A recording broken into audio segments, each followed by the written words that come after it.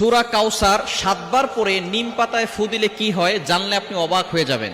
সূরা কাউসার হচ্ছে পবিত্র কোরআনুল কারীমের ভিতরে ছোট্ট একটি সূরা। পবিত্র কোরআনুল কারীমের 108 নম্বর সূরা, 114টি সূরার ভিতরে 108 নম্বর সূরা হচ্ছে সূরাতুল কাউসার। যদিও ছোট্ট সূরা, তবে এর ফজিলত কিন্তু অনেক বেশি। অনেক সময় আমাদের দুশমন বেড়ে যায়, আমাদের অনেক দুশমন হয়ে যায়।